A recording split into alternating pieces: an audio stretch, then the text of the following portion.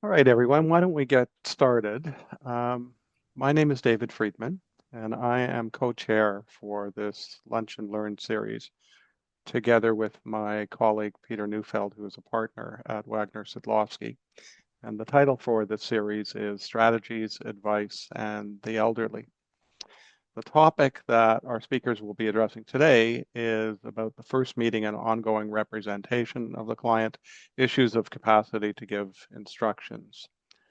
There is a paper that was prepared by Claire Burns and her colleague John Seifert, and that should be available to you in the chat box to download. There should also be a certificate of attendance that will be available in the chat box, which you can download. I'm not sure if it's going to be there at the beginning or later on, but certainly it'll be in the chat box. Let me express our gratitude to our sponsors: Scotia Wealth Management, B'nai B'rith, Concentra Trust, Weir Folds, Donovan Kochman, and Torkin Mains. This event is complimentary because of them. I'd like to say just a couple of words about B'nai B'rith. For the better part of 2 decades, B'nai B'rith has sponsored our firm's CLE programs.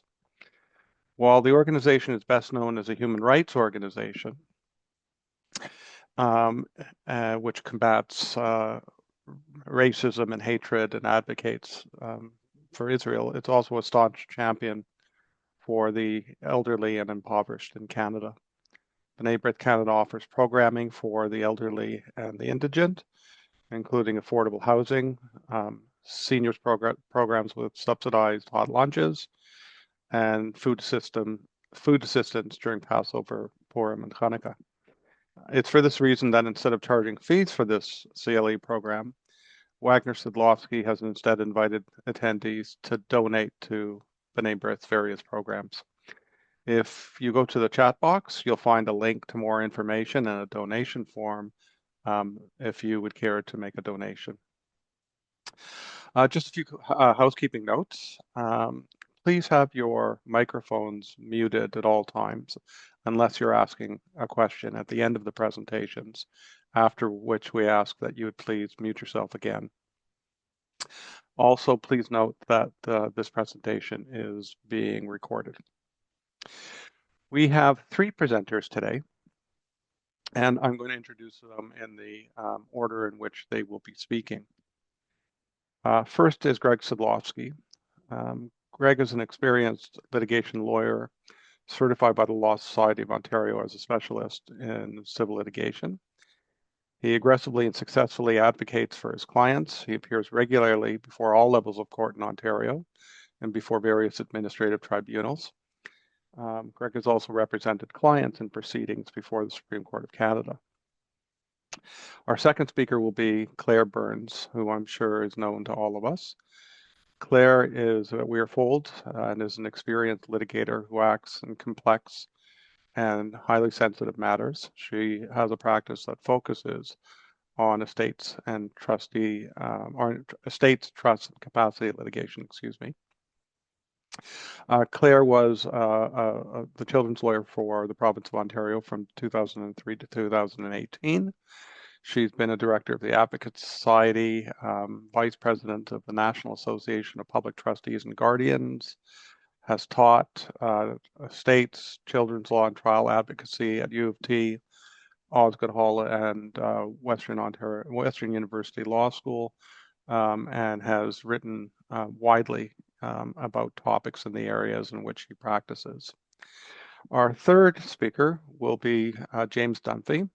James is a partner with Wagner Sidlowski and practices in estates and commercial litigation quite successfully, I might add. And so I will now recede into the background and ask Greg if he could speak to us, please. Thank you, David. Good afternoon, and thank you everyone for attending today. I'll be covering the topic of capacity to instruct counsel. Before a lawyer can take on a retainer and continuing throughout the course of the retainer, we have to be satisfied that the client has capacity to give us instructions. Now, you're probably thinking that obligation is obvious, but what does it mean for lawyers and what do we actually have to do? Now, there are rules of professional conduct that apply. There's a statutory presumption and also factors to assist us from the case law. Thankfully, we also have the excellent paper written by Claire and John Seifert that David referred to and is or will shortly be uploaded to the chat. Now, the statutory presumption I referred to comes from Section 2 of the Substitute Decisions Act. I'm just going to share my screen so that you have that before you. So it provides that anyone over the age of 18 is capable of entering into a contract. That would include a contract to retain a lawyer to provide legal advice and services. Sub 2 provides that anyone 16 or older is presumed capable of making personal care decisions. And then we have an exception in Sub 3. You can rely on the provision unless there are reasonable grounds to believe that the person is incapable. But as lawyers providing advice and services to our clients and taking steps on their behalf that may impact their rights and property and those of people around them, you can't just rely on the presumption. I think a good starting point is to recognize and highlight that capacity is time, task, and situation specific. So what does that mean? Time specific means that a person's capacity can change over time, from day to day, and even from hour to hour. For example, someone might be on medication that affects them more when they take the medication and then it wears off. Or they might lose capacity when they are tired at the end of the day. So timing can be very important. And the time we are interested in is the time of the act. That act may be the act of giving instructions. It may be the act of signing the contract. There may be multiple times and multiple acts when capacity comes into play. So what do we mean by task specific? Whether someone has capacity depends on the nature of the specific task to be carried out. Drafting a will has a different test for capacity than weighing in on where the client wants to live. So depending on the task, there can be significantly different legal tests that the client needs to be able to satisfy to ensure that they have capacity. With respect to situational capacity, specific situations can impact capacity. An otherwise capable person may not have capacity in a specific situation. Perhaps there is a drug dependence issue, some sort of psychotic episode, an acute medical condition. It could be anything. So to put it simply, a lawyer considering taking on a retainer or continuing a retainer needs to consider the potential client or continuing client's capacity to instruct on an ongoing basis, keeping in mind what the lawyer is being asked to do. But we do have some guidance on the issue, guidance from the Law Society as well as the case law. So I'd like to start with the rules of professional conduct, and I'll put that up on the screen. So Rule 3.29 of the Rules of Professional Conduct addresses a lawyer's responsibilities when a client has diminished capacity. The rule requires the lawyer to maintain, as far as reasonably possible, a normal lawyer and client relationship when a client's ability to make decisions is impaired. The commentary to the rule recognizes that there are different factors going into whether a client has the ability to make decisions. It cites age, intelligence, experience, mental and physical health. In commentary 3, it recognizes that the lawyer may need to take steps to have a representative appointed. And that will be addressed by the other presenters shortly. But the rule and the commentary do not help us to recognize when the client no longer has the legal capacity to manage their legal affairs. So that brings me to the case law. The courts have given us some guidance on what is required to be considered capable. In Costantino and Costantino, Justice Price of the Ontario Superior Court provided such assistance, and I'll put that on my screen.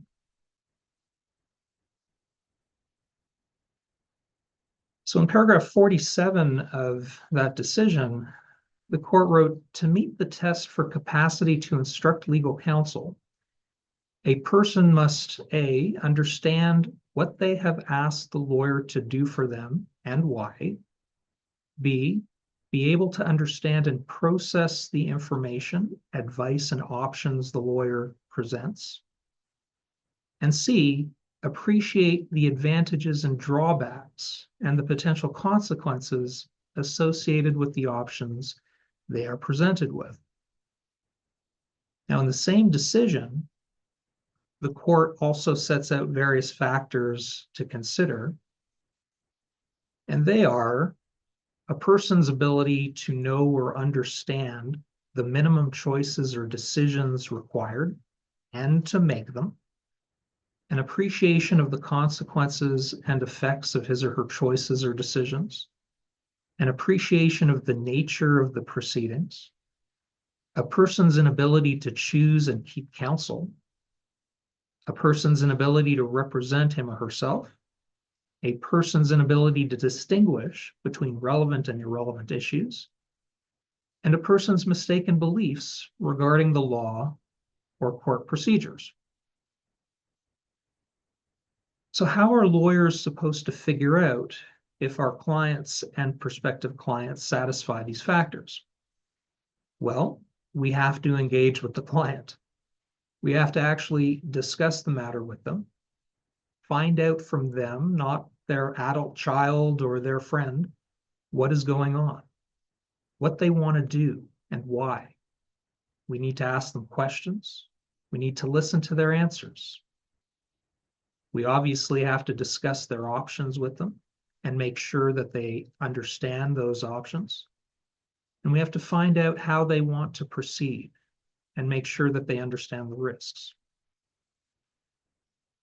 Now, where you think there might be a challenge to their capacity, it means taking detailed notes to protect them and as well as yourself down the road. As a lawyer, we are a gatekeeper, and there are obligations on us to ensure that our clients have capacity to instruct us before we run off and do things on their behalf.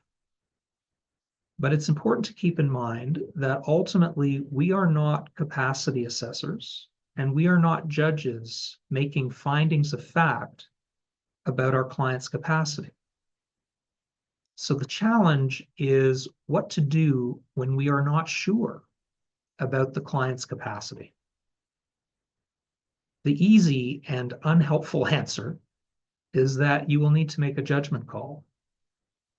Perhaps your suspicions are serious enough that you ask the client to get a capacity assessment.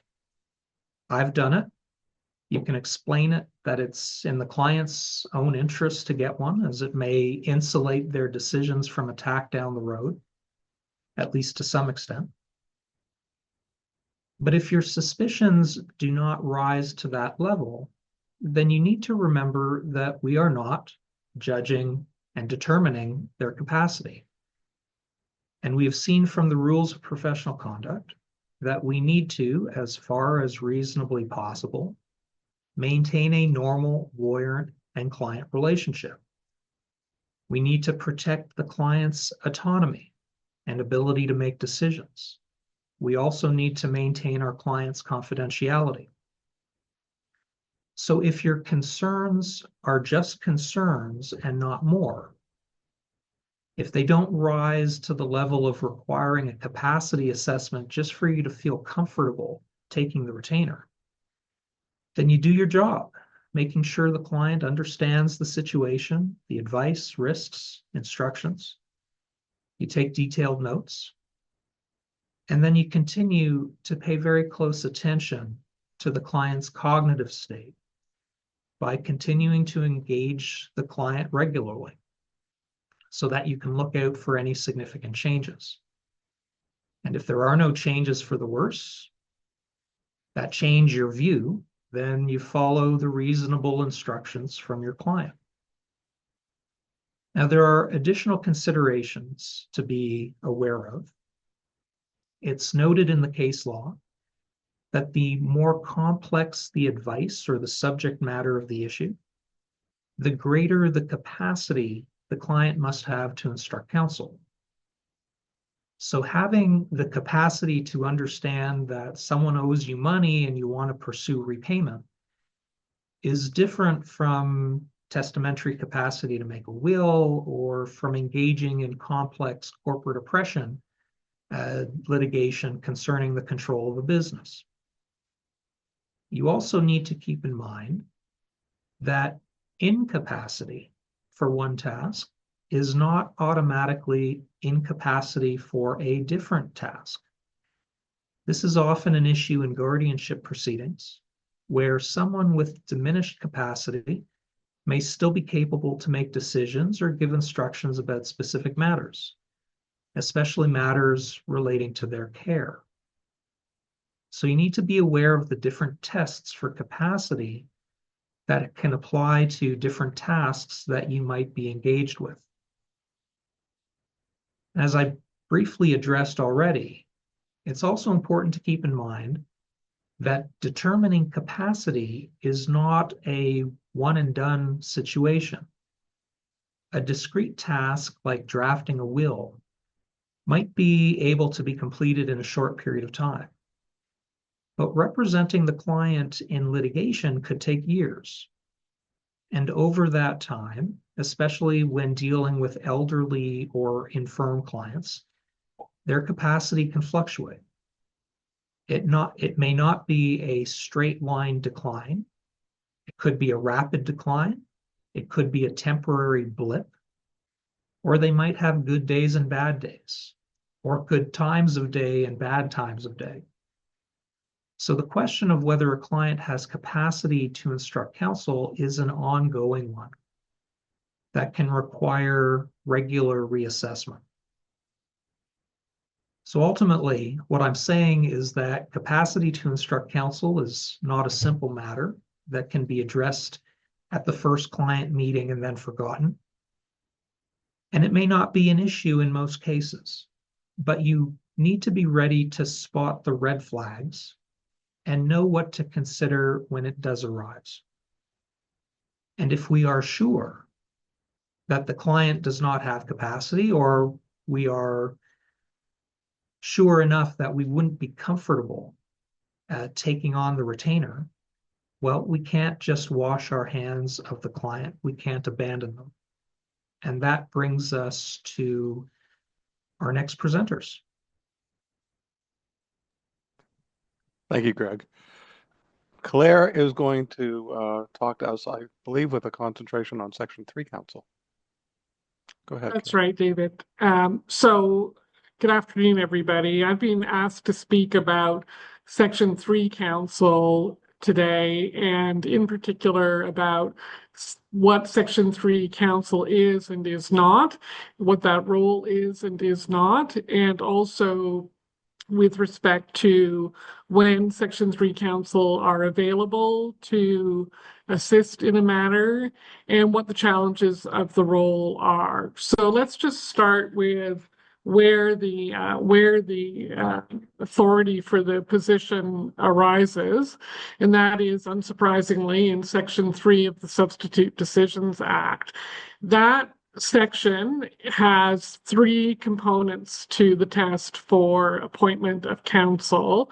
First, if the capacity of a person who does not have legal representation is an issue in a proceeding under this act, then Section 3 counsel is available. Secondly, it's important to remember the next part of the provision, which says that the court may direct the public guardian and trustee to arrange for legal representation to be provided for the person.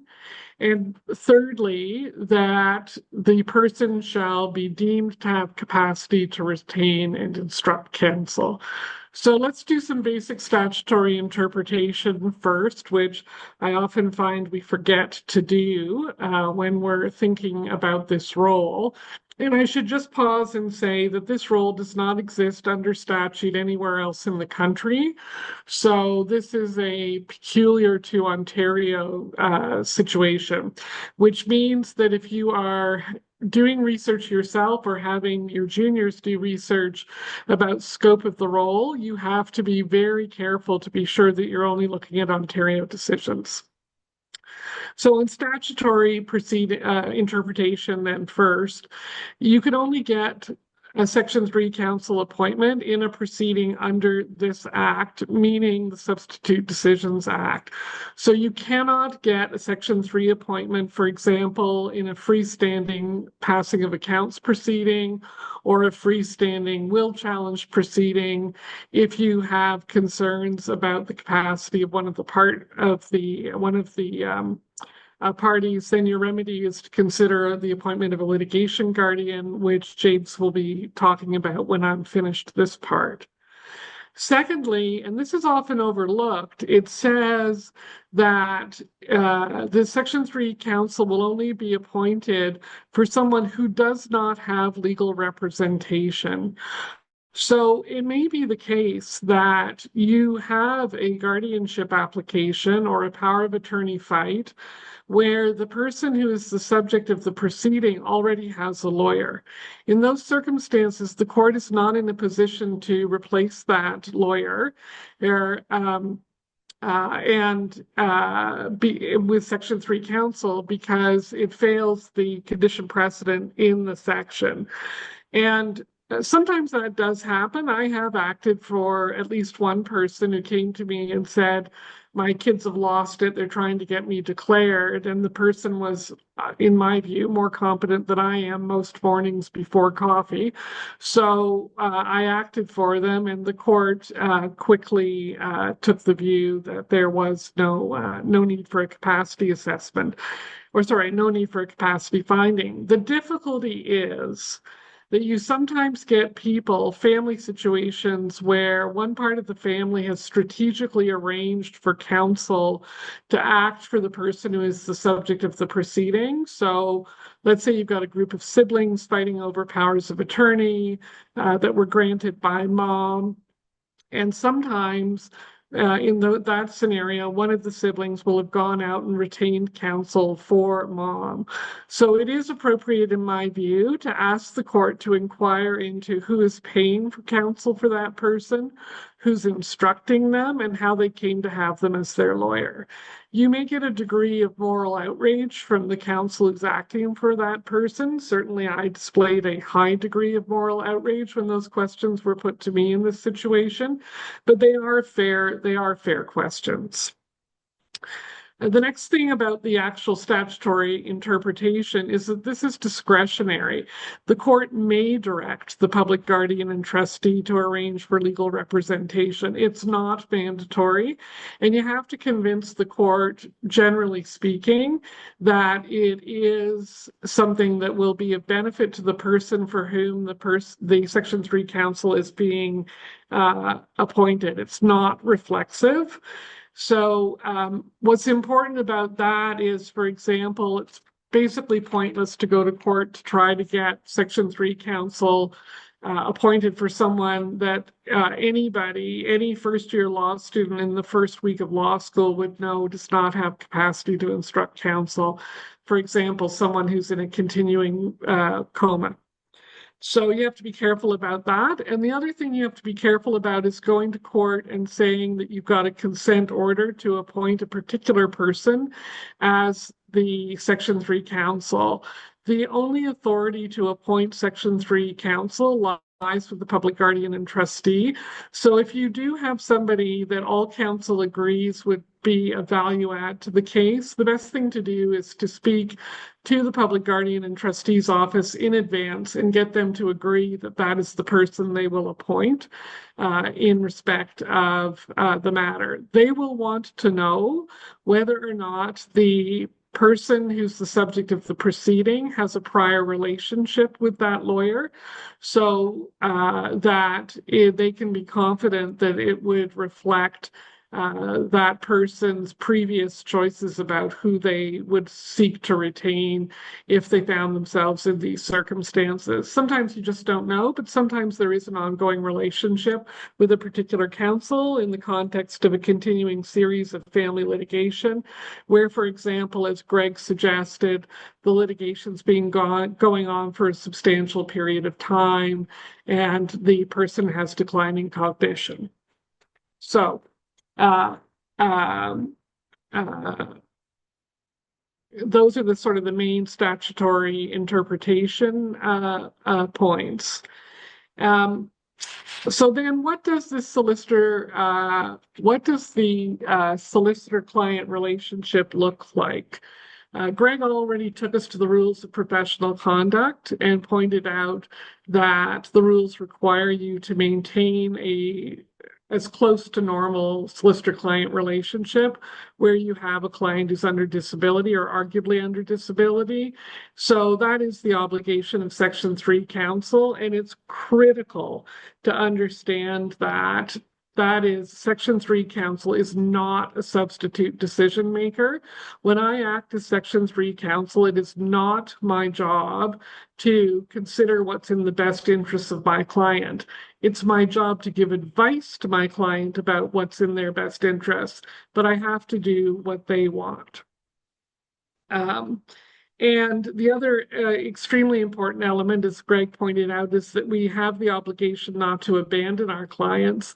This is very tricky in the context of a Section 3 appointment because, as Greg's pointed out, you may have a client who's losing capacity for some issues, but not for others. So you may find yourself in a position as Section 3 counsel where you're confident you can take instructions on one point, for example, nutrition, place of residence, the personal care things, but you are equally confident that your client does not have capacity as to property issues. In those circumstances, you cannot start making representations to the court about what should happen on the property side. You should decline to give your client's position on that point, unless it's something where it's gone beyond the scope of the appointment of a guardianship or who the controlling power of attorney is held by, in which case you should be moving for the appointment of a litigation guardian.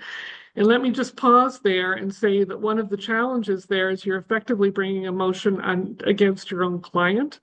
And to do that, you need the directions of the court. So you have to start with a motion for directions, explaining why you need to bring the motion, and you have to ask for appropriate sealing orders so that when you do bring the motion, the solicitor-client privilege communications that have led you to believe your client is clearly without capacity are sealed. And that continues to be the case even in the face of the Sherman decision in the Supreme Court of Canada, which, as you all know, effectively says nothing gets sealed ever for any purpose. That doesn't extend to the protection of solicitor-client privilege. So there is one thing I wanted to mention about this tension where you are effectively trying to figure out, do you have to ask for a litigation guardian or not? And that's our obligation under the United Nations Convention on the Rights of Persons with Disabilities. Canada is a signatory to that act, or sorry, that convention, and under sections 12 through 14, we have an obligation to make sure people, even with declining cognition, even to the point of disability, still have access to justice and still have their voices heard in the court. And that is why you will see often in Section 3 cases references to Section 3 counsel advancing the views and preferences of the court. So there's this sort of coded language that goes on between the court and Section 3 counsel, where Section 3 counsel will say something along the lines of, well, my client's views and preferences are the following, which the court understands to mean that you are not confident as counsel that your client has clear capacity to instruct you, but you are still making sure that their voice is heard in the courtroom. This is very tricky if you end up in a situation where you're going to trial, because you cannot turn yourself into a witness as Section 3 counsel, and you ought not to be advancing views and preferences, from my perspective anyway, from the counsel table at a trial, because you have to have proper evidence and you're effectively giving hearsay statements to the court about what your client wants. So in those circumstances, you have to consider a con application, which is something that's commonly used in family law in order to get the views and preferences of persons under the age of 18 before the court in custody access and child protection proceedings. It effectively is the pre-approval by the court of the use of a third party, usually a trained social worker, to interview the client, get some sense of their views and preferences, be in a position to confirm that they're stable over time in terms of what their views and preferences are, and then give the evidence to the court. I'm only aware of one case where this is actually being done, because so often these matters are settled, or at least the capacity issue is settled before trial. And that's a case called Perino and Perino, Perino. It's a slightly different context. The person under disability was the subject of proceedings under the Divorce Act on the basis that they had not withdrawn from parental control. I was their counsel, and we did a con application and had a social worker put in Ms. Perino's views and preferences so the court would have them. So I think that's all I have to say about Section 3 counsel, other than, oops, sorry, David, other than if you're asked to do this work, please consider it. It can be enormously frustrating, but it's also enormously rewarding. And it's really important to let people have their say in court. Thanks. Thank you, Claire. Our last speaker is James Dunphy, who is going to take the discussion a bit farther and discuss litigation guardians with us. James, over to you. Great. Thank you very much, David. Thank you, Claire and Greg. Hello, everyone. So I will be speaking about who may act as a litigation guardian, the motion to appoint a litigation guardian, and the authority of a litigation guardian, and the criteria to be appointed. And just before I do, I want to reiterate that Claire and John have presented an excellent paper entitled Another Neuron Short of a Retainer. And this updates Claire's earlier paper entitled One Neuron Short of a Retainer, a title which I love. But I would recommend all lawyers to read the paper, and it's one that I refer to frequently. And I find that it's great to orient the lawyer to what they should be looking out for when attempting to determine if either a potential client or an existing client can continue to provide instructions. Litigation guardian. So the scope of a litigation guardian's role is set out in Rule 7 of the Rules of Civil Procedure. And Rule 7 is one that every lawyer, not just estates litigators, must be familiar with. If you practice law, you simply can't avoid it. And it's one which the courts will very often insist on strict compliance with. the Court of Appeal for Ontario, in the 2022 decision of Ryan versus Herbert, they insisted on strict compliance with Rule 7. They called it an important safeguard in maintaining a fundamental principle of the protection of parties under disability, and that it's a vital concept in our civil justice system. So what is a litigation guardian? Well, if you're a fan of Latin, it was formerly called the guardian ad litem, and this is the legal representative of a party under disability. And Rule 701 sub 1 states that unless the court orders or a statute provides otherwise, a proceeding shall be commenced, continued, or defended on behalf of a person under disability by a litigation guardian.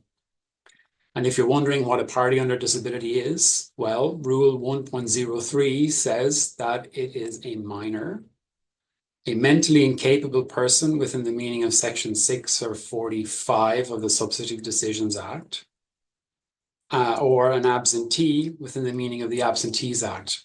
And an absentee is a person who was living in Ontario but who has disappeared or whose whereabouts is unknown. Now, the case law and authorities are clear that the onus of establishing that a party is under disability, it rests with the person making the allegation. And if a person is under the age of 18, that's readily discernible. But if it's a mentally incapable person, the disability can often be much more difficult to ascertain. In states litigation, we see lots of minor beneficiaries impacted by will challenge applications. And power of attorney disputes very often involve incapable elderly parents. So who may act as a litigation guardian? Well, there are slightly different rules depending on whether the person is a plaintiff applicant or a defendant respondent. In the case of a plaintiff applicant, Rule 7.021 says any person who is not under a disability may act without being appointed by the court as litigation guardian for a plaintiff or applicant. For a defendant or respondent, the rules say that no person shall act as a litigation guardian for a defendant or respondent who is under disability until appointed by the court. Now, the rules set out some priorities for who is entitled to act as litigation guardian for plaintiffs and defendants. So generally, the guardian with authority to act as litigation guardian in a proceeding will have first priority. If there is no guardian, an attorney under a power of attorney with that authority can act.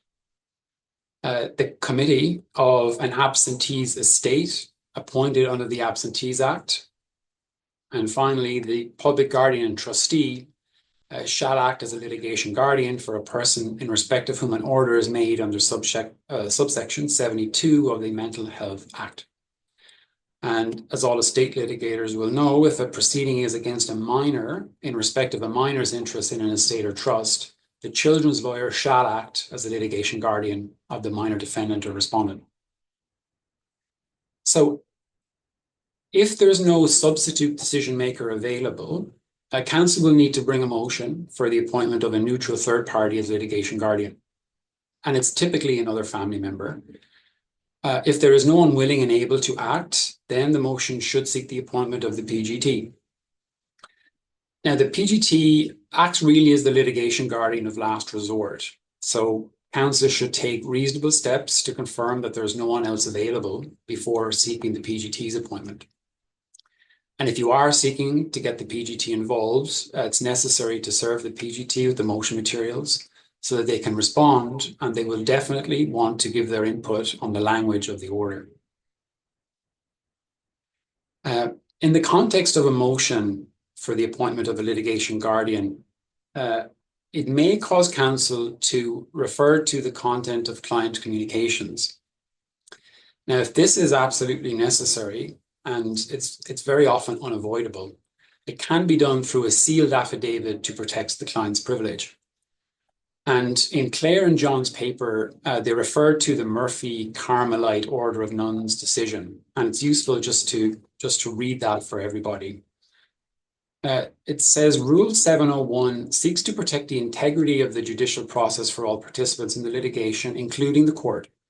In implementing Rule 7, the court is invariably required to examine evidence that would otherwise be privileged. Capacity of a party is fundamental to civil justice. If, during the conduct of litigation, communications between solicitor and client impact the issue of the client's capacity, counsel is duty-bound to seek appointment of a litigation guardian. On a motion for that relief, one can expect that the requisite disclosure to the court could involve privileged information. The client's confidentiality can be preserved by the sealing process. So what authority does a litigation guardian have? Well, Rule 705 sub 2 says that the litigation guardian shall diligently attend to the interests of the person under disability and take all steps necessary for the protection of those interests. So that is a broad statement. But we know that the litigation guardian has the authority to retain a lawyer, pursue all claims and avenues of compensation on behalf of the party under disability, accept or reject the advice of counsel, and provide instructions to counsel on the general conduct of the litigation.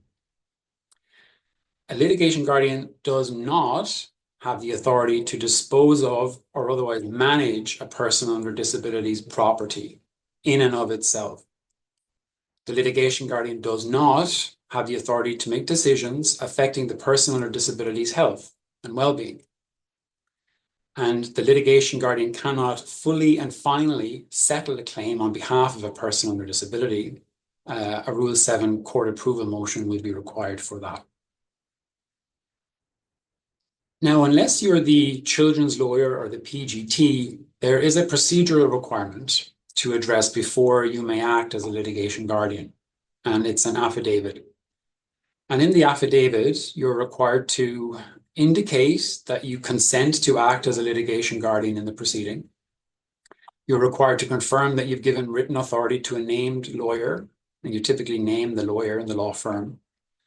You provide evidence concerning the nature and extent of the disability in question.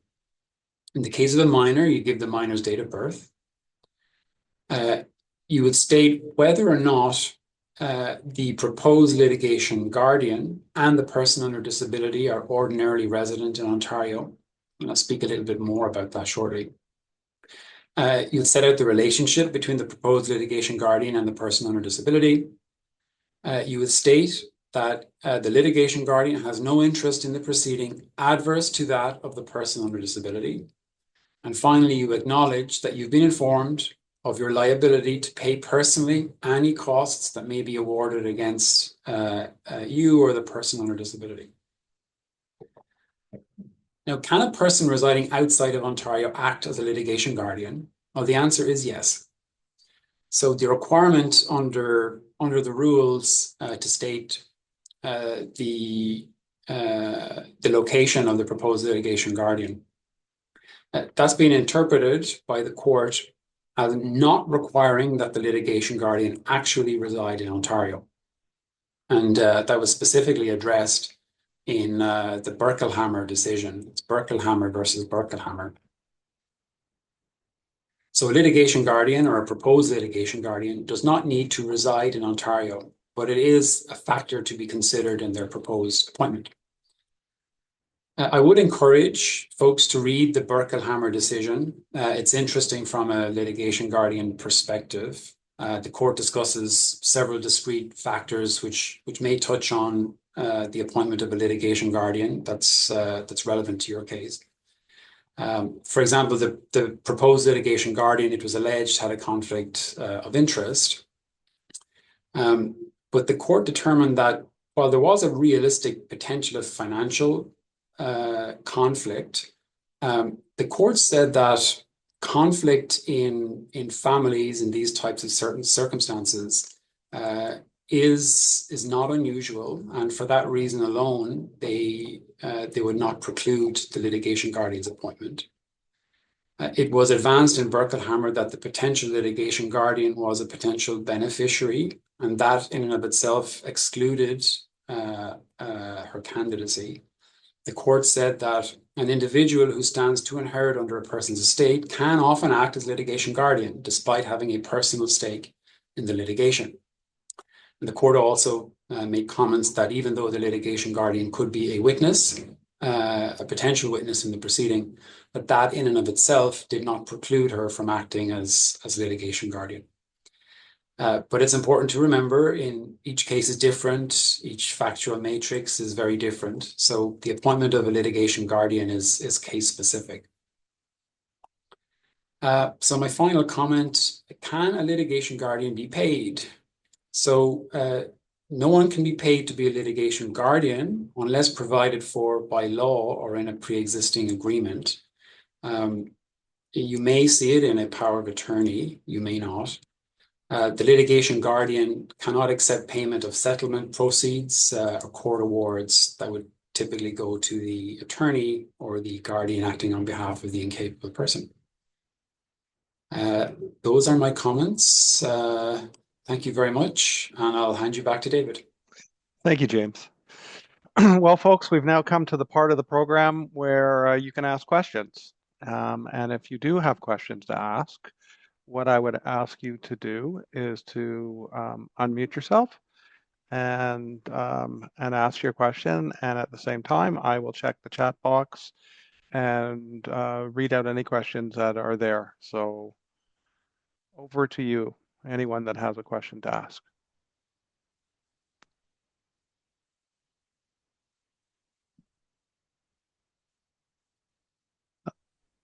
I have a question, David.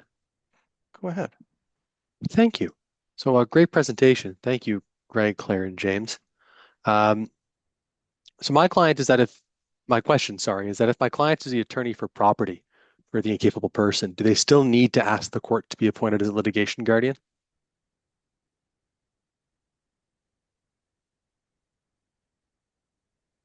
That's just a general question for the floor. Panel members, up to you. Over to you.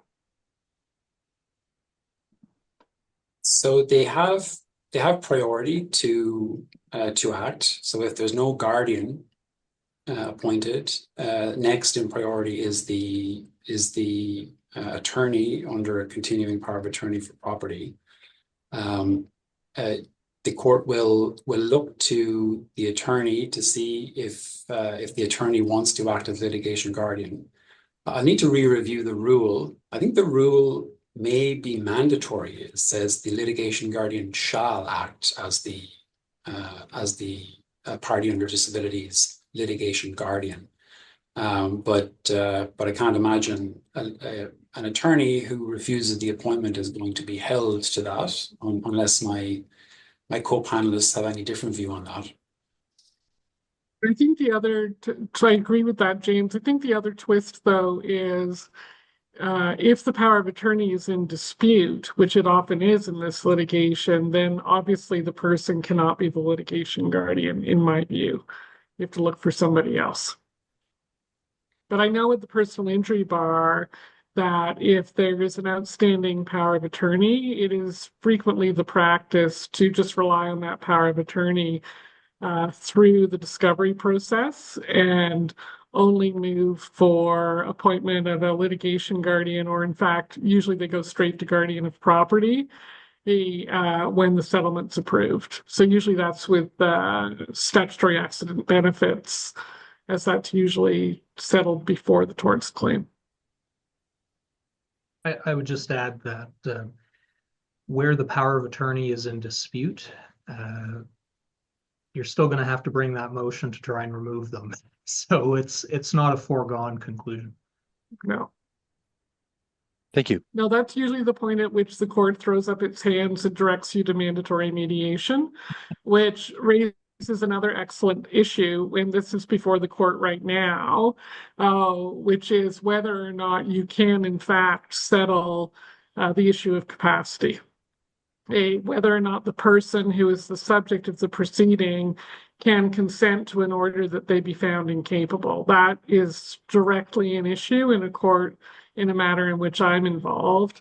The other thing I'd say is that If you are doing a power of attorney fight, you think you've settled it, and someone brings a motion to enforce, then Section 3 counsel does not have standing on the motion to enforce. There has to be a litigation guardian because that motion is proceeding under the rules of civil procedure, not under the Substitute Decisions Act.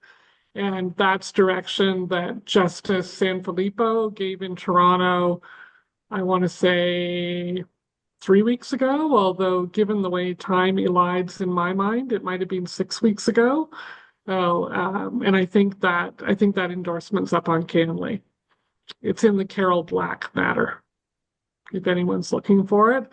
And if you can't find it on Canley and you need it, feel free to email me or phone me and we'll dig it out for you. Claire, can I ask, how does a lawyer become Section 3 counsel?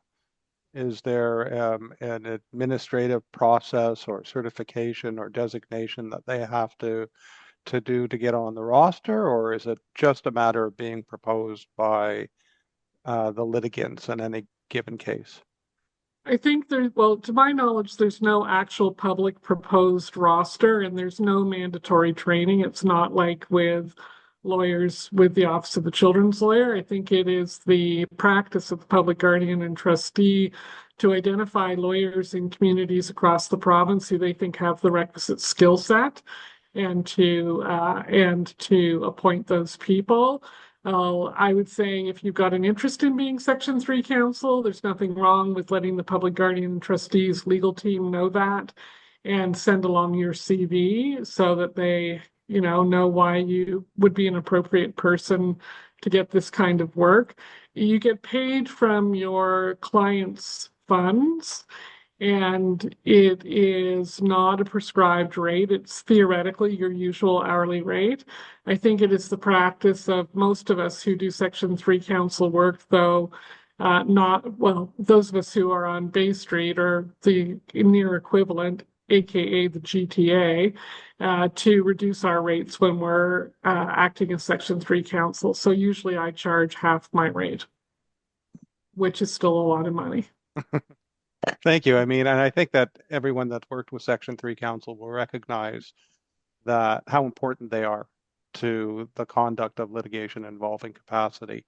And it's amazing how Section 3 counsel that are interested to helping resolve matters can really be very, very effective in doing so. Claire, if you would be willing to send a copy of the matter that's under to be decided or to me, I'd be happy to have it sent to those people that are in attendance that would like to have a copy of it. Great, I'd be Provided happy you to do win. that. And the other thing I would say is if you do start doing Section 3 counsel, there's a very fine tradition of Section 3 counsel phoning each other and talking about the really hard cases. There was a case called Fockler, Fockler, which is reported. It went to the Court of Appeal, I think, 6 times, where 5 of us in consecutive order served as Section 3 counsel. And we all have PTSD from that case, but the consequence of it is that we all phone each other when we have tough matters,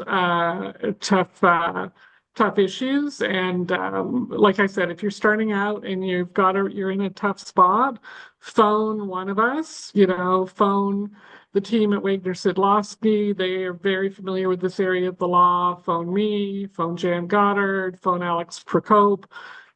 Just, phone one of us and we'll be happy to talk to you off grid about it. Thank you. Folks, I think we have time for one more question if anybody wishes to unmute themselves and ask.